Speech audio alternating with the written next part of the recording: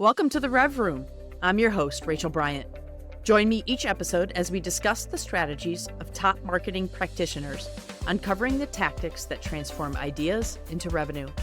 Whether you're a seasoned marketer or an aspiring leader, the RevRoom is your go-to source for actionable advice and industry trends. So grab a coffee, get comfy, and enjoy this episode.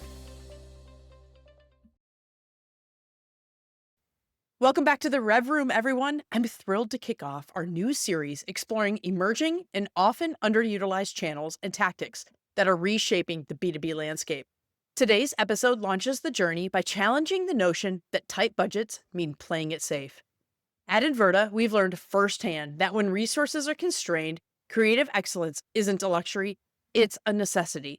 In a digital landscape where everyone's fighting for attention, the companies that break through aren't the ones with the biggest budgets, but those with the most distinctive voices.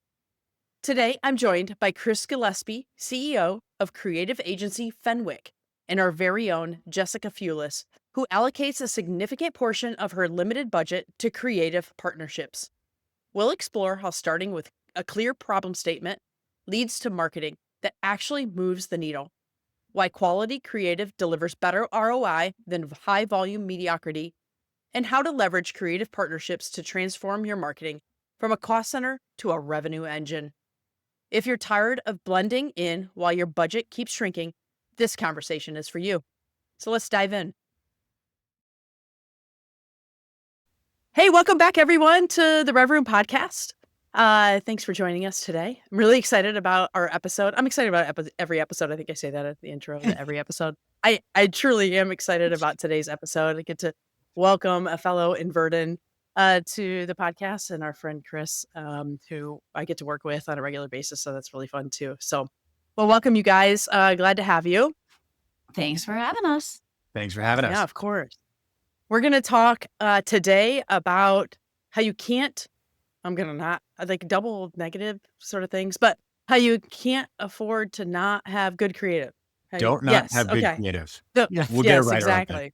Yeah. I'm not a copywriter, so nobody's holding me to that. But anyways, we're excited about this topic and can talk a little bit about how, Jess, you here at Inverta have worked with a tighter budget to really increase our story and our brand in the marketplace. And Chris, how you and Fenwick have helped us do that. So excited to dig into that story today. We're kicking off a new series on underutilized channels and tactics in B2B marketing. And this is one of those areas that seems to have sort of gone by the wayside, and we'll talk a little bit about that as well. Anyways, well, welcome. And Jess, I'll just shoot it over to you and let you introduce yourself to the audience. Yeah. So thanks, Rachel. Rachel's been my partner in crime here and helping me build Inverta's marketing. So I head up Inverta's marketing and partnerships, have for about the last 2 years on the partnership side and the last year on the marketing side. I am a team of one here at Inverta. But I would say I'm a team of 1+, because Chris is my creative arm that really helps me expand what I, as a solo marketer, can actually do for our organization. Routinely people are like, wait, there's only one person doing marketing for you guys. And that's really the credit for that goes to Chris and the team at Fenwick for making me seem like I must be working 80+ hours a week to accomplish all that we actually do in the marketplace. Yeah, that's great. All right, Chris, love to have you introduce yourself. Chris. Oh, I love you. Okay. Yeah.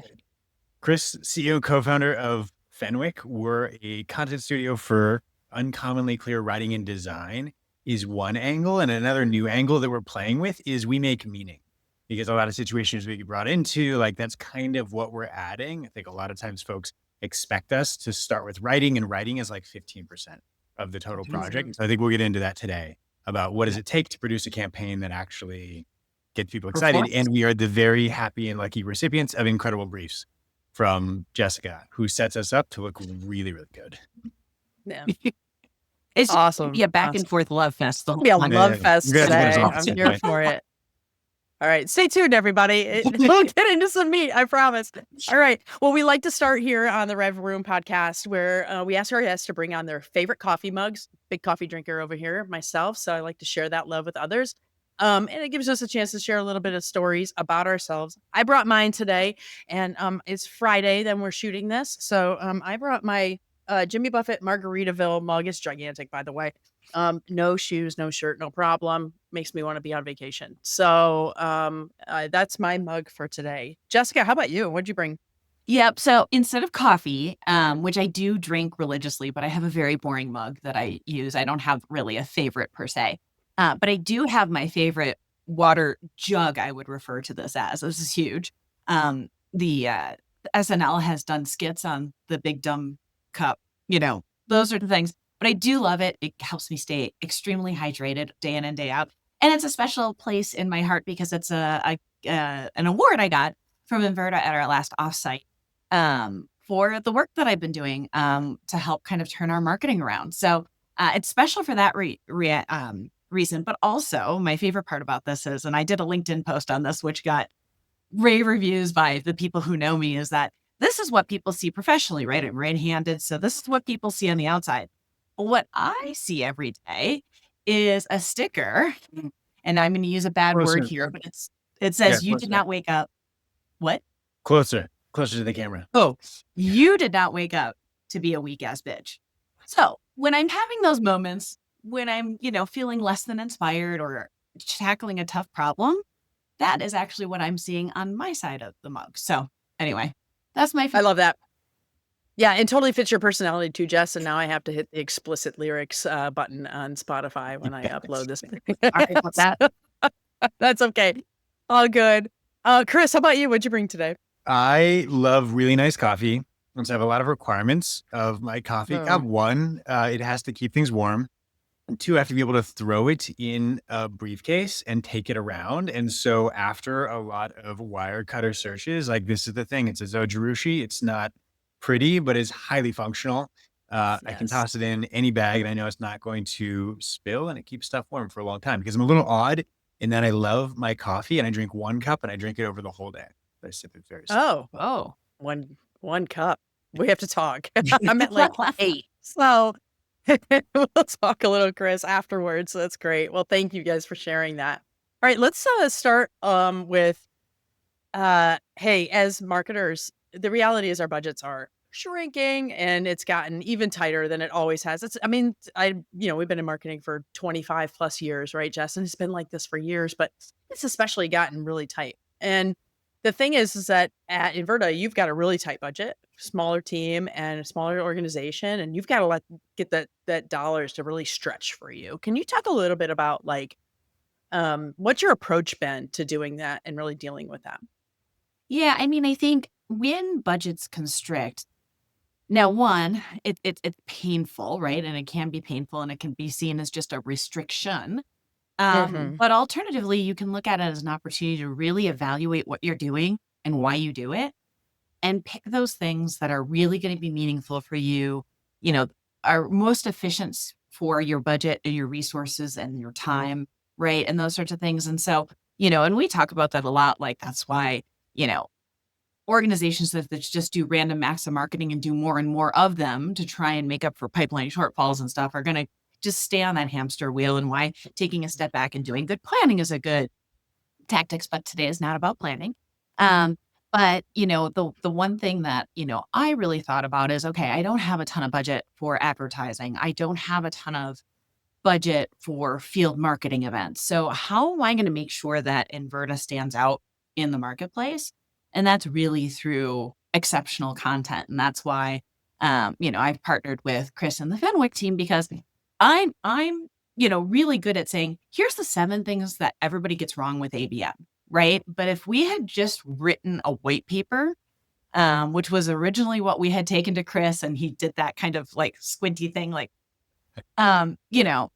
it would have gotten, a couple of downloads and it would have been a one-hit wonder and everybody would have moved on, right? Yeah. But instead, we chose to go a really creative path. And that really, it became, I don't know if I'm going to say viral, right? But it did. It got some good play on LinkedIn and people were sharing it and sharing it within their marketing teams. And 1, for the content of it all, but 2, for the creativity of it all. So it really took Inverta from being like, the people who know us and know us well love us, but we didn't have we weren't a household name, right? Yeah. Within Yeah. B2B marketers. And I think that one campaign really, we may not be a household name yet, but really increased our name recognition in the space, which was a really important thing and goal and objective for myself. Yeah. Chris, as a creative agency leader, I'm sure that you hear a lot of, well, we don't have budget for that. We don't have budget for that. Yeah. And what are some of those misconceptions that you see about the role of creative in good marketing and like why it's important to make those investments? Yeah. I mean, I think there's a whole bunch of misunderstandings. You're totally right. People feel that they don't have budget to do something big and creative. So they spend that budget on uncreative things that Mm, achieve very little. And I think it's often the same spend. And if they were just shifting it to different places, that they might get more from it. The way that we think about it, Fenwick has always worked with startups. So we're always working within those extreme constraints where we've never had a large enterprise budget where we're hiring big actors and doing a big on-site shoot production. Like the question is, how can we achieve the goal within the constraints? And the constraints are often extreme. And so the place that we can play effectively is with ideas. And how can we get a single article to do way more than just what an article should be able to do? And that's the approach to this campaign. And I'm lucky to have a whole team behind this as well, right? It's not just me. The thing we're looking for working with folks like Jessica is a problem statement. A lot of times marketers will already have done the solutioneering by the time they take a request to us. So they'll say we need 40 mhm. articles. And our question is always why? Back to the beginning where they're like, I don't know, we need to be doing something, right? Because the visible parts of marketing are often not the important parts of marketing. And sometimes marketers just need to produce things so others can see that they're doing stuff so that they can focus on what really matters. And we like to try to take that budget and jujitsu it into something that does achieve all of those points, right? So like, okay, 40 articles, like what is that going to cost? Like, what if you just told us what you hoped happened and then give us the same budget? Like, what could we do within that? And I think that's where these campaigns we've done with Jessica and the team are really fun, is they're totally open to exploring that. Like, question is like, how could we achieve all of the things with like even less? How could we do very, very little? And often like those creative concepts, that's the winning thing. It's just like a wrapper on top of what otherwise, I mean, the writing is fabulous in that campaign and the design is flawless, but it's really just a wrapper on the original white paper. Like it's Mhm. just the same insights that would have been transferred, but it's now in a format. And that stuff's not, we're talking like landing pages, emails, and articles, right? It's not like this Yeah. took a huge, huge production. I mean, it was a lot of thinking and a lot of joking, um, but I think those limited budgets can be used differently if you approach it from a different standpoint. And so we have a principle we call describe the dream, because this is just like natural to how humans think. Marketers come to us with requests and we try to ask questions to work back to like, okay, what's the dream? Like, what are you hoping this does? Like, what are the unvoiced expectations within this? Let's go back to that. And how do we use the same budget to try to do something that'll get there? Yeah. Yeah. Yeah. I've worked with you in that process and supporting a client too, Chris, and I think it really resonates with people because they get to really express that and not just like I need 18 ads. You're like, Yeah. okay, great. I, Jessica, as you were working with Chris, you referenced the Who Killed ABM program and campaign, and I wonder, like, can you talk a little bit about like really aligning and defining that problem statement and how that's really helped move the needle for some of the creative activities that you've done with Chris and Fenwick that have impacted and moved the needle for Inverta? Yeah. I mean, I think the thing is for us, right? We don't have a product per se, right? We have services and it's our people and it's the smart people that work at Inverta is what we're selling, right? So we need to put more of that smarts out in the marketplace so people can Mm, be like, oh, I get it. Yes. Inverta has all these experts and these people who are, deeply knowledgeable about ABM or about planning or about AI or whatever it might be, right? And so, that was the Who Killed ABM campaign was the first campaign that I worked with Chris on. And it was like, our goal is we need to make sure the marketplace knows how much we know about ABM, right? mm, We want to, capture significant market share. We want to make sure that, people know who we are when it comes to ABM, right? That was our goal. We ended up with some metrics and stuff at the end of the day, that showed that was true. We saw, our website traffic go way up. We saw our ranking around account-based marketing agency go way up, right? From an SEO perspective. So those were the outcomes. Now Mhm. I didn't necessarily say we want to increase this by 25% or we want to increase this by 50%, but very much could have, but that was the end result, which says, hey, we achieved what we were trying to achieve. We were trying to increase our thought leadership on the topic of ABM, and we did it in a cool and unique way that caught people's attention. Yeah. Yeah. Yeah. Chris, And how did defining that problem statement, impact the work that you guys did? yeah, I mean, like, it's really important for the market to have a really clear ambition, which is exactly what the case was here, right? Like, there was a lot writing on the idea of this white paper, and I think that makes it very easy to work back to the goal. Because when I hear it's fun, Jessica, to hear you talk through that, because I'm like, the goal is really the stated goal. There's like often the questions behind the questions. And Mhm. the stated goal was get a white paper out in the market. The unstated goal at first was we want this white paper to, restore us to this level of thought leadership that we have always historically had, and take it further. And Mhm. that's where the fun comes in, because then I take that back to the team. And I'm a big fan of tabletop gaming, and it's just a game, right? It's like, okay, who are the characters in this play? Like, what are the set pieces? What resources do we have to work with? Oh, basically nothing. Okay, how are we going to win this campaign? And then we can pitch a whole bunch of different ideas. And in this Yeah. case, we pitch, usually the way it works is we pitch a lot of ideas, and then we narrow it down to just a couple. We bring those Mhm. back to the client, and it's a fun process because you think you have a lot of good ideas, and then when you have to inhabit the perspective of the client and go present something to them, your thinking really changes. And the question we ask is like, okay, if it was your money, would you put it behind this campaign? It really changes how you Mhm. look at it, and you're like, "Oh, delete two of these things. Like, we can't possibly support that." But in this case, we brought the ideas to Jessica. Jessica was like, "This is obvious. Like, this is such a good idea." And then it becomes more once they take it on. So the Inverta team took it back and thought about it and came back and started riffing on it and was like, what if we did like a murder mystery series and like a dinner? And so it came back better than it was when we pitched it. Mm. I think that's part of this process too, is it evolves and it grows, and the company really has to like believe in it and own it. And that's one way where I think these creative, this can go wrong, is you have this outside creative partner who does something that is wildly creative, but the company doesn't get it and take it on and make it Yeah. into more. You've just got this flat thing that lives on your website. And we have seen that before. And that was Yeah. not the case here, right? Like anytime, yeah, go ahead.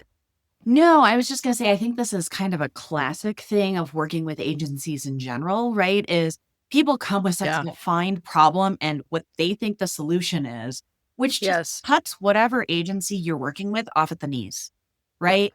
But Chris, you're very good because, and we've worked out a cadence, over time. Because I think initially I would come to you because I felt like I needed to come with something fully baked, right? And now I come with something half baked, right? And like to give you ideas, give you and your team enough to work with to let you do what you do best, which is I am not a creative person. Have never purported to be one, right? So I bring the facts and then you guys bring the creative, and then that's where the magic happens. But Yeah. I mean, like Rachel, you feel this, I know, when you're working with clients and they're like, well, we Yeah. need to do ABM and we want to do it this way and blah, blah, blah. And you're like, cool.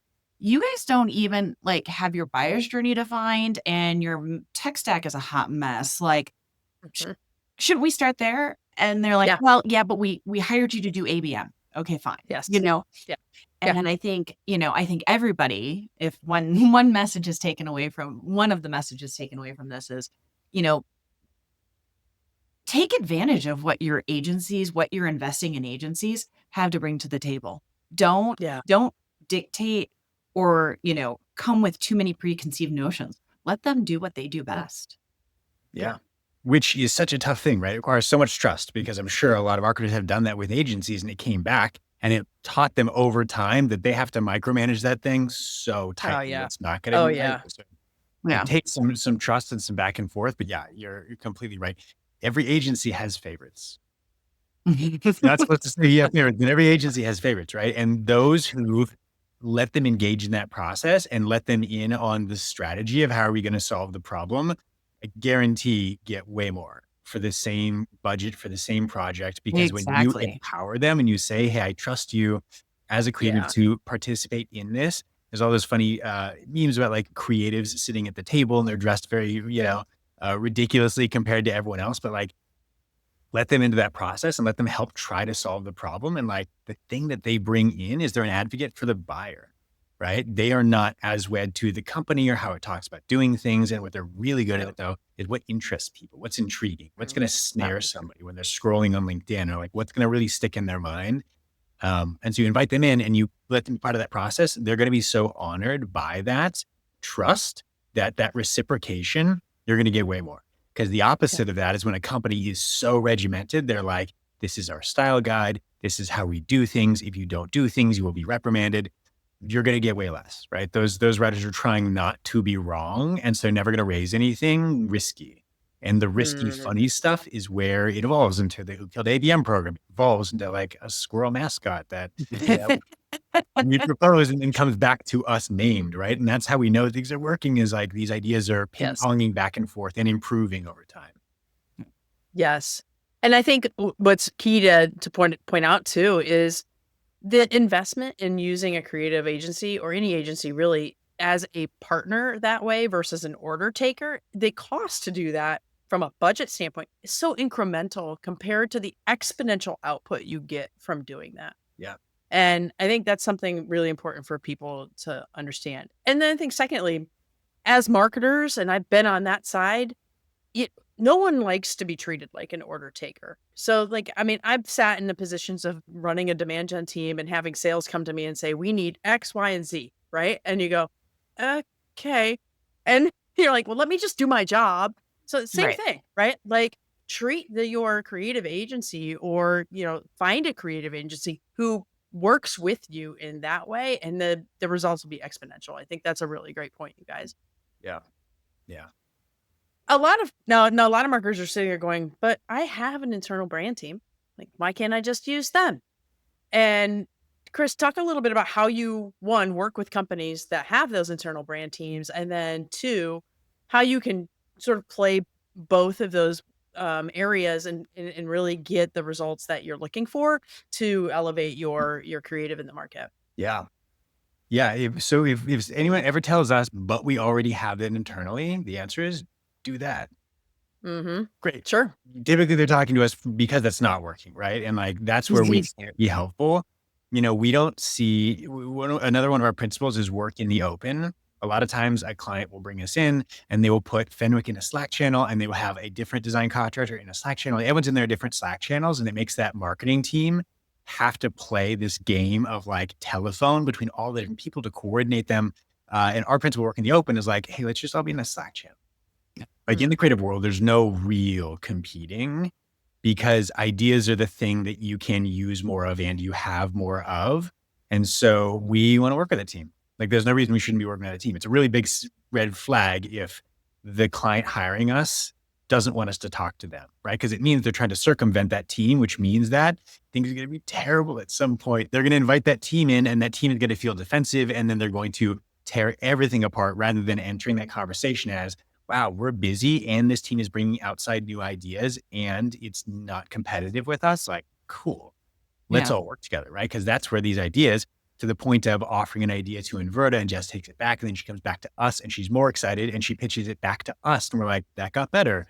You want that working with all those teams. And so principal work in the open, like all these people should be in one Slack. And even if it's two different contractors who are technically competitive, like there's no reason that they shouldn't be working together. Because if you do that fracturing, you're going to wind up with a lot of different assets that look like they were created by different people, which is exactly what you don't want. You want all these people working together Mhm. on the same thing, because it always comes back to, for us, like, what are we trying to achieve here, right? All that matters is the problem statement. There are creative agencies who are focused on trying to impress other creative agencies, and that's not us. We're focused on trying to actually achieve something, because that is how we get to do more of the stuff and actually help that client. Well, and I think, and correct me if I'm wrong here, Chris, but I think the value you guys bring is in the big ideas, in the Mhm. cornerstone assets, in the campaign creation, And so then your brand team or a different like creative contractor or whatever can then take and run with that, after kind of the initial, because, I feel like Fenwick's talents are a little wasted if I'm like, hey, now I need an email header. Hey, Yeah. now I need a social, right? Like some of that comes as a part of the initial campaign, but like all those atomizations, like, hey, let's have, a quicker, potentially less expensive resource, do that kind of stuff, but based off the work that you guys have done, right? So that's Yeah. how, so if you had an internal team, once again, you guys set the direction and then that team can kind of take it and run with it. Because you were never going to get that direction from your internal team. Your internal team is tied to how you've always done it, what your brand guidelines are, right? And Fenwick doesn't have those handcuffs necessarily. Yes. Yeah. Yeah. So that's really where kind of the beauty can come. But it's also, to put in one of the buzzwords that I'm sure everybody's heard of overthinking about is, once again, AI will never replace the work of what Fenwick does, but it can Mhm. help expand the reach, right? So once again, they do all the heavy lifting, the big assets, the main campaign. But if I need to create yet another LinkedIn post to go back to them and say, can you write me another LinkedIn post? No. I Right. can feed Right. all the good work that they've done into AI and say, I need another LinkedIn post, right? Yeah. So that's where you can manage the budget, you can manage the resources a little bit to make those creative dollars go even further. Yeah. Yeah. Well, so many points I'll add on to that. One of them is that the day that we get defensive about you creating atomized assets out of what we have created, something has gone terribly wrong. Because, Mm. because like, I think there are a lot of creative agencies that are very focused on not delivering the design file so that the client does not have Yes. access to it. And that's right. Right. And if that is your business model, that is a very broken business model because you're trying to extract value from the client as opposed to like the work in the open principle for us is more is more is more. So anywhere we can deliver the Figma files and just let everyone run wild with that, like there are brand control issues that will come up and it is often overcome by the value of everybody. Like let's say you have another lower cost contractor that gets into that design file and they can replicate those things. They should do those things. The client should not be paying for a very expensive resource to be doing something that they can better outsource somewhere else. So we not only welcome it, but like we're trying to encourage more of it because if you save us from writing email headers, then we get to do more cool campaigns, right? And the company makes more Yes. I money. would say It's a that. more, Like, you don't want to be doing that stuff anyways, yeah, right, Chris? You want to be yeah, doing the fun stuff. right. Yeah. Yeah. And as And soon as they, yeah, as and soon, there's so many tools now that make it so easy, right? Like, I mean, we set up everything in Canva and like I can Yeah. at the snap of a finger create a new email hero banner or a hero Yeah. banner for a web page or whatever else, right? So, but once again, that is just further extension of the brand that Fenwick has created for us. yeah. And so So, to circle back, I think Rachel, on your earlier question, like why an outside partner when you already have internal resources? And I Yeah. would refer to an article that our two design directors wrote with me a while back called "There's No Such Thing as a Designer," which we send to clients every time they ask for design Mm. tasks that clearly span like 6 disciplines. They're like, "Oh, can you please just do this web page that then turns into this layout thing that then is animated?" And the article is about how there's no such thing as a designer. There are so many sub-disciplines that a lot of times people will assign something to a designer and not realize why the designer is struggling. The designer is like, that is not their thing. For example, a lot of times clients for us, when they hire us, they're like, well, we have a designer, so you don't need to do any of the layout work. And that designer is a product designer and they hate Mm. layouts and they've never done it. And they're going to design the PDF like it's a web page and it's a completely new format to them. And they want to yeah. be saved from doing that in the same way that if you tell a graphic designer, hey, I want some illustrations, like illustrators put 200 Yeah. hours, 500 hours into learning Procreate. Like there is no catching up over a weekend to do that. And so Yeah. Yeah. part of the value of Yeah. the outside team is they can bring some of those extra specialties. And to Jessica's point, also just the unfiltered creativity, right? Like the Who Yeah. Killed ABM campaign, like why part of the reason I felt conviction around that working is because Karina on our team has read a lot of mystery novels. And she has read so many mystery novels that she can channel Agatha Christie and drop into character and write 10,000 words like that. And it's a genuinely good mystery. And that doesn't work Mhm. unless you have those resources lined up, right? There were other ideas that we came up with that we were like, we can't credibly execute on this. And so that outside partner can bring a whole panel of all these other creatives who can execute on things you might not be able to. Yeah. Wow. Okay, that was really good. Thanks, you guys. That's awesome. I love it. We left her Um, speechless, Chris. ah, that's hard to do. I'm sure All they get right. right after the You podcast. know. Well, one other thought on it too is like, the outside creativity. This is something that we feel increasing conviction around as AI can handle the atomized assets Mm, and the in-between pieces. Like, what do all creatives bring? Um, I think about what I see from content marketers on LinkedIn. And it's a lot of content marketers arguing with other content marketers, following content marketers, talking about content marketing. And the lens is so small. We're arguing about M dashes. The thing that is going to cause your campaign to do really, really well is a day off at the museum. Go outside, go get inspired mhm. places. Like everything, when I think back on all the campaigns like Who Killed ABM that were the most successful, every one of those ideas came from something that I did outside of work, not inside of work. And so that's something that the outside agency Mm, can bring to the table is people who are freed to go do some of that exploration in a way that teams internally get stuck playing politics and they get stuck fighting that. And they're going to recognize really good when they see it, but they need somebody who has read a whole bunch of philosophy books to come back and bring an idea to them for them to be like, oh yeah, mhm. of the 1,000 books like that we could have, based this idea on, that was the one. And it's not stuff that you can just catch up on. Yeah. Like I said, over a weekend, that person has to have lived that for many years because Mhm. all these creatives coming in through a creative agency are the sum of all the things they have ever read and ever watched and ever experienced. And Yeah. that is the thing that's going to differentiate those campaigns. Well, and that's Yeah. once again, that goes to just general agencies, right? Because in our Yep. instance, we've got people who worked at Fortune 500, at startups, at everything in between, who specialized in digital versus demand gen versus field marketing versus customer marketing, right? So, sure, can you hire a VP of demand gen or a director of demand gen? Sure, but they're going to have one set of skills. Whereas you hire somebody like an Inverta and you've got that vast knowledge, that hive mind that really Yes. comes to the table to solve any one client's particular problem. So, same Yeah. thing. Yeah. You're Yeah. buying all these people and their instincts, right? Honed over a very long period where they hear something, they're like, that doesn't sound right. And you're not going to get that from prompting ChatGPT asking what to do. Like a lot of it just has to be that lived experience.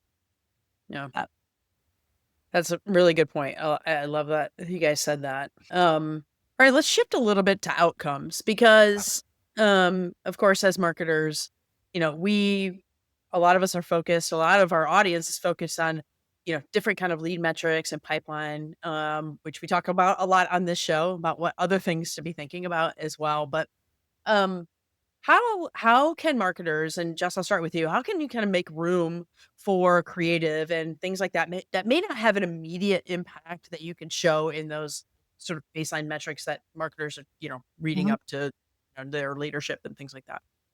Yeah, I think the first things first is being clear about your goals and objectives, right? When we did Who Yeah. Killed ABM, like if all of a sudden Patrice, our CEO, was like, well, where's the pipeline? I'm like, cool, I told you this wasn't a pipeline generating campaign, Yeah. right? Like, so I was very clear up front.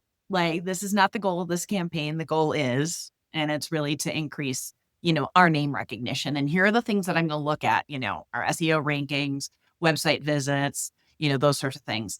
And so just being very clear is your first battle, right? Now, Hmm. not everybody has that luxury, right? Because a lot of marketing teams right now are under the gun to build pipeline, right? And I'm going to steal a little bit of Chris's thunder here, but my question to most of those marketers would be, what are you really getting for your ad dollars today? Hmm. Right? Hmm. Because most companies have these gigantic ad and SEM budget, right? Yeah. And they can't articulate what they're really getting for it.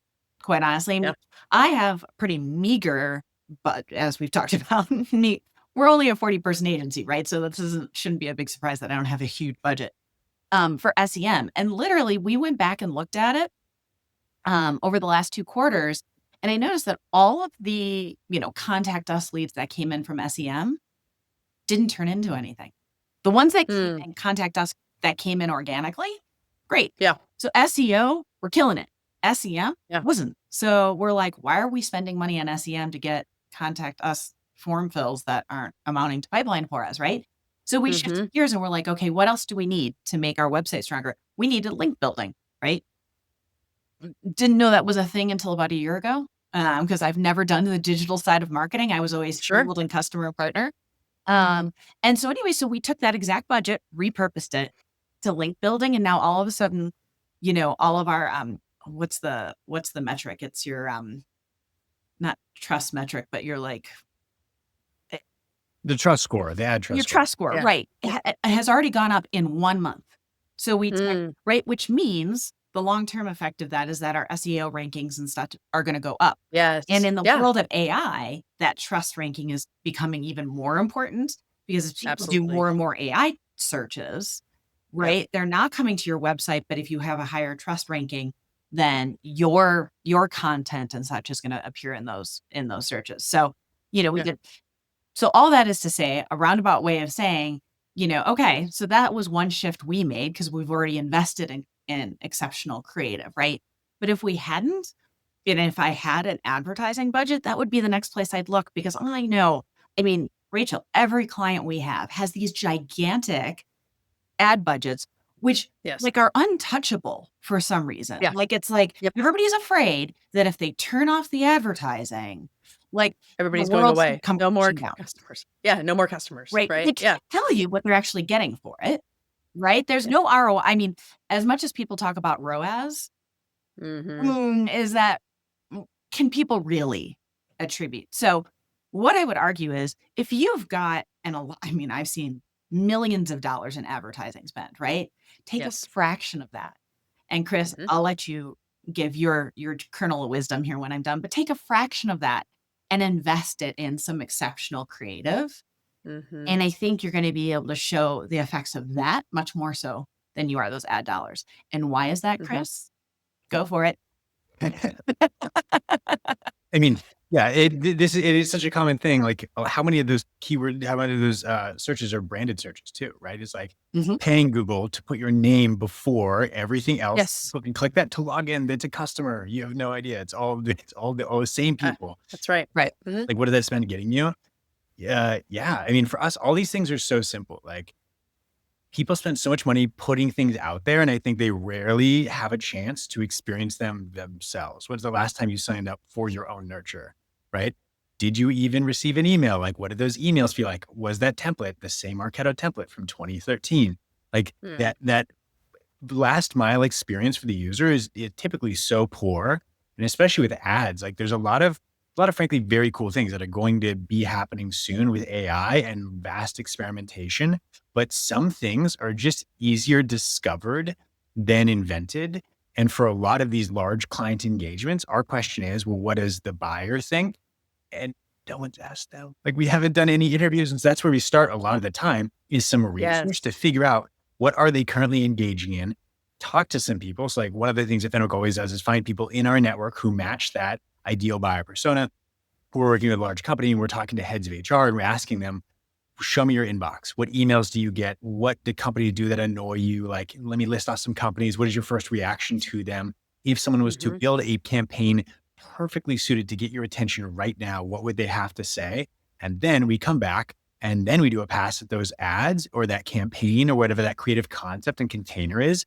And if you invest a little more money there, it makes the ads cheaper, right? Because ads that perform eventually cost less too, right? If you get the trust score up, then you're actually paying less per ad because you invested more in that creative.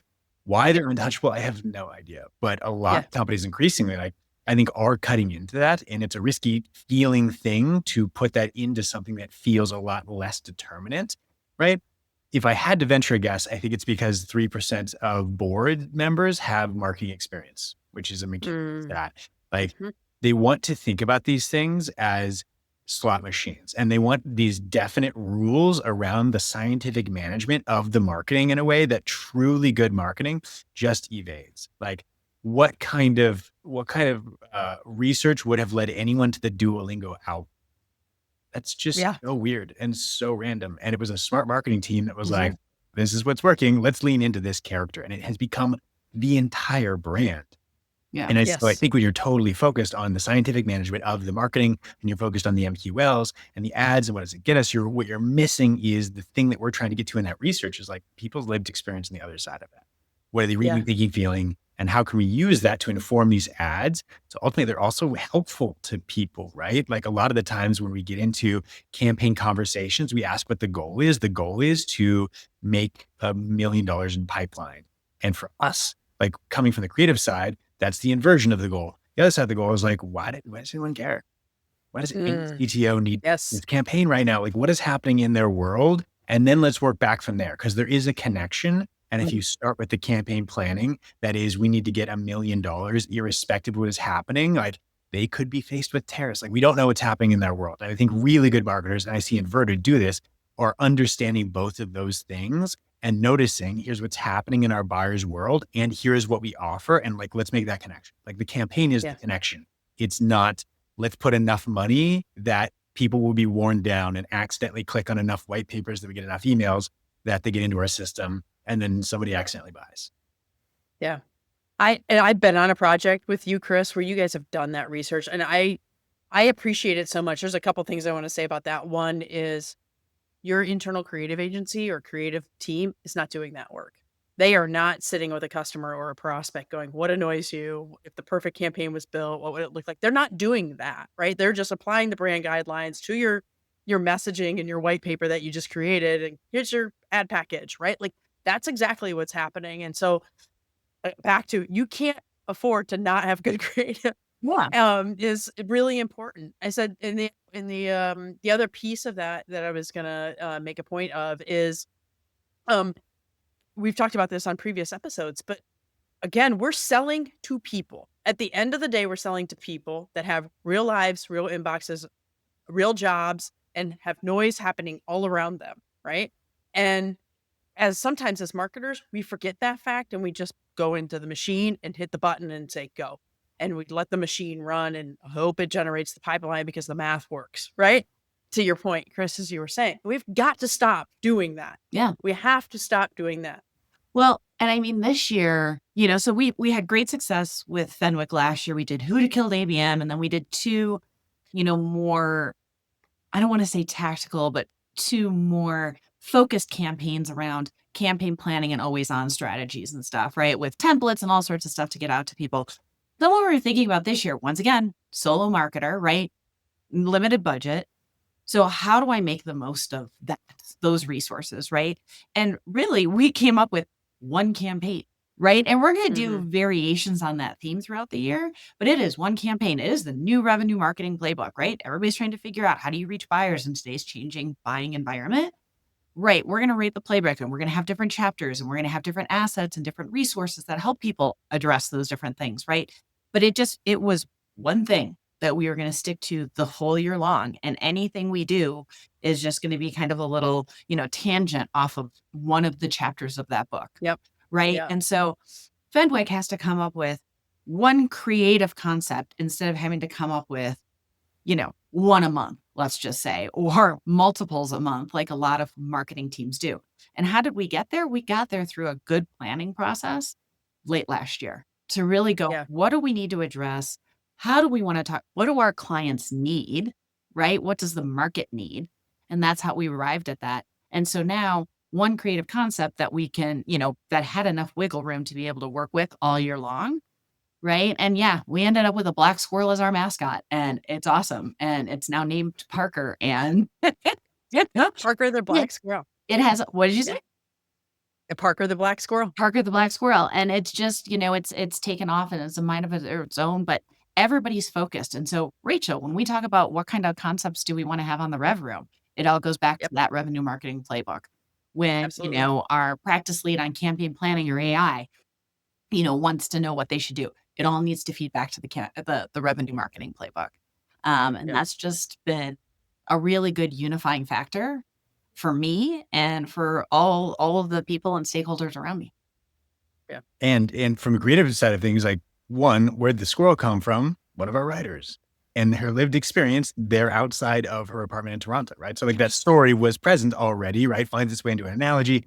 I was editing it. Her question was, is this too silly? And I was like, this is actually really funny, which you could have never guessed, right? You can't just make these things up. They find you and discover themselves. Mhm. And the book is, the playbook is going to last the entire year. It's one campaign. That's, one of our principles is creative restraint. And it's actually really useful to have those constraints. Like, I think it's why Mm. smaller teams are actually at an advantage. And just to the very beginning, you're like, these budget cuts feel like you're being constrained. Those creative constraints can turn into really genius campaigns, because when you don't have a lot of options, you get to focus all of that energy and interest in one Yes. option. And in this case, the campaign is an answer to the fact that marketers are overwhelmed and there's just way too much happening in all of these different places. And like, how do we have one canonical book that's like, this is it. These are the 6 Kind chapters. of a meta campaign, isn't it? It's kind of a meta campaign. And we'll continue to add to it over time. That's an interesting thing that I've seen recently. There's a great ebook by Intercom where it had a live feature where experts that they greenlit could go into the ebook and leave comment bubbles. So it was actually a conversation that they were having with the people who are their community. And in a similar way, like, we set up this playbook and it has to last the entire year, but we can add to it. So we can add little subchapters and continue to refine it. And so it's an exploration, also learning the answer for ourselves and helping ourselves think all of that through to then have an artifact that's really, really useful. And I think it's a great way to think about it. And those creative restraints are useful. You get there because you cannot do everything. Cause like, I don't know, Jess, like, what suddenly unlimited budget, money is not a question. Like, how does that change your market? Right? Like, probably Right. it's a lot less focused, I would imagine. What do you think? Yeah. You're like, oh, we could do this. We can do this. We Yeah. can do this. Right. Yeah. Yeah. I had a team of 3 and I had, triple the budget. Right. But I think I've learned lessons from, Mhm. and this kind of goes back to my like Midwestern blue collar roots, right? Being very frugal, right? I Yes. feel like that's what I've kind of drawn upon, right? In this, because when Patrice gave me my budget, I'm like, I can work with that, right? Like, we had some negotiation back and forth, but I was like, I can achieve what I need to achieve with that, right? Yeah. But now every once in a while I'm like, ooh, but I could do this. And once again, it's not an off to the side thing. It's a thing that's going to only make what we already committed to just a little bit better, Yeah. right? Yeah. So I'm like, if I can get 10 grand, we can do this additional thing. We can create a Yes. video instead of just having flat files. We can add content syndication so we can get more contacts at the accounts that are already engaging with us, right? So we can turn them into opportunities faster, right? So it's almost like adding like lighter fluid to the fire that's already going. Yeah.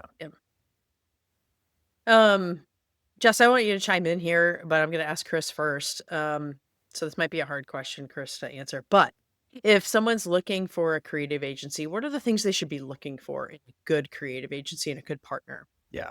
Number 1 is an agency that's willing to walk away and not take the business. They're the worst sign that I can, because we hire and work with other agencies. Like, one of the worst signs is that they need the business, because then you have a team of people who cannot be honest with you if they're not going to be able to deliver. And these creative projects are a ship that leaves port. And once it's left port, like, you're not going to find the things that you need on there unless you brought them with you. And you've got to know that agency has what they need. So one of the top trust factors for me in hiring is, did they say no? Clarissa, our design director, was once a freelancer for us. And when I first tried to hire her to do a website, she said, I don't do websites. And out of everyone that I reached out to, everyone had been like, yeah, maybe I could figure that out. And Clarissa's like, no, I don't do that. And that created so much trust, because I knew where the definite edges were. Like, oh, your own capacity and abilities well enough to be able to direct me. Like, I can trust you with a project that then to go to a client. And so I'd say that's the number one. If the agency says yes to everything, that's a problem. And if they don't have a process, that's also a problem, right? Asking them in detail, how is this going to go? Because everything sounds great theoretically. And then you get into a project, you realize you have very different work styles, right? That agency should be evaluating you as hard as you are evaluating them. because they don't want to disappoint and wind up in a Mhm. situation where they aren't the right ones and not gonna be able to pull it off. And now everyone's mad and there's questions like, you know, like, do we get our deposit back? So I don't know if that directly answers your question, but those are the Yeah. first ones, is like the people who have really tight constraints around what they can do and know what they do and know what they don't do and are willing to not take the business, because that's where you've got a Yeah. really ethical group that's going to, like, they're in it to do the right thing. Yeah. That's Yeah. great advice. Jess, what would you look for as from a marketer as you're Yeah. looking for agency? What would your recommendations be? I would look for an agency that's going to be curious, that's going to ask Mm. the deeper questions, right? Not just be an order taker, that really wants to get to know you and your business. Mhm. Because once again, that establishes the trust that leads to greater outcomes. Otherwise, if once again, if I had come to Fenwick and said, "Hey guys, we want to write a seven ways ABM goes sideways white paper," and they said, "Sure, we can do that." Yeah. Right? Like, once again, I could almost feed that into ChatGPT and get Yeah. back a white paper that said the set right. Um, Yeah. but And if it you could do that was and it works, you should do that, right? Like the agency right. should be adding some value on top of whatever that project's going to be Yes. to Correct. help you get back to what that question behind the question was, which was, I have expectations, right? This is what I Yes. needed to do at the end of the day. Yeah. Yeah. So I want them to be curious. I want them to be committed to my success. Right. And I definitely feel that in the relationship with Fenwick. They celebrate as much as I celebrate. And I share things with them. I'm like, look, guys, the team loved this, or, this Mhm. happened, or, and I think they get almost as excited as I do. And that makes for a good partnership. Yeah. That's great. Yeah. Well, you guys, sadly, we are out of time. No. But this has been a fantastic conversation. I hope the audience has enjoyed it as much as I have. And included in the show notes today, we'll include Chris's contact information. So if you want to reach out to him or someone at Fenwick, we'll include that in there. And then reach out to us too if you want any questions or want to tap Jess's brain about, hey, like, tell me a little bit more about how you've worked with a creative agency. I think she'd Yeah. be more than willing to do that. So, Always. yeah. Awesome. Well, thank you, Well, you two. Appreciate it. And Well, it's Rachel, Jessica, thanks it's for such a being. pleasure. Okay. Thank you. Yeah. Thank you.